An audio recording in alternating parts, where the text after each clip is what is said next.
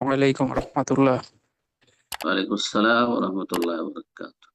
জি, দুঃখিত, বলেন। আমি ওই সলাতে ছিলাম, ওই কারণে করতে অসুবিধা নেই। আচ্ছা, আমার আমার প্রশ্নটা হচ্ছে আমরা অনেক সময়, আমি কোথা জেদ্দা থেকে থেকে বলছেন? বলতেছি, সৌদি জেদ্দা থেকে। আচ্ছা আচ্ছা। আহ প্রশ্নটা হচ্ছে যে আমরা অনেক সময় দেখা যায় যে জামা কাপড়ের ক্ষেত্রে এমন কিছু পাতলা জামা কাপড় আছে যে এগুলা যখন আমরা বাইরে রোদের মধ্যে বা কোনো আলোর মধ্যে যখন ধরি, তখন এই পাশ থেকে ওই পাশটা কিছুটা দেখা যায়।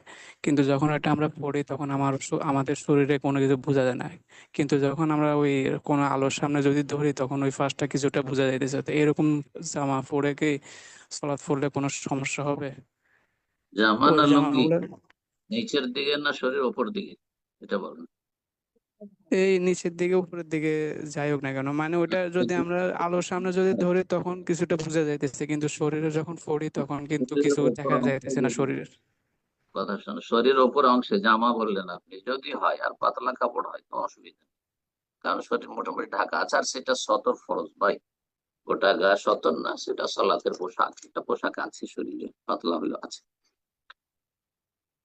আর যদি নিচের অংশে হয় আর আন্ডার প্যান্ট জাঙ্গে কিছুই নেই, হয় হাফ প্যান্ট নেই, আর তাতে তার হাঁটুর ওপর থেকে রান অথবা তার উপরের ভাগে কোনো কিছু নজরে আসছে, আলোর সামনে যখন দাঁড়িয়েছে হয়তো, তাহলে সালাত হবে না। তাহলে সাতরে আওরাত তার ফরজ ছিল, তার আওরাতে গালিজা যেটা ঢাকা ফরজ ছিল, সেই ফরজ সে ত্যাগ করেছে, তখন সালাত বাতিল হয়ে যায়।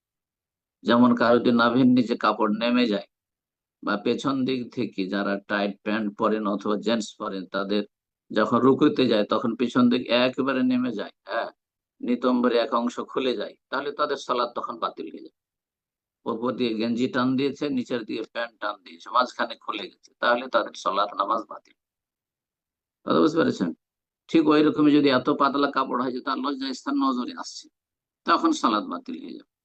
আর এমনিতে পাঞ্জাবি ধরেন, আমাদের দেশে যে আদি কাপড় রয়েছে, গ্রীষ্মকালে যে সচ্ছল মানুষরা পরে থাকে, পাতলা কাপড়, একটু ঘেমে গেলে ভিজে হয়তো গা দেখা যাচ্ছে, হাত দেখা যাচ্ছে, পিঠ দেখা যাচ্ছে, আশা করি অসুবিধা নেই এতে কোনো, ইনশাআল্লাহ।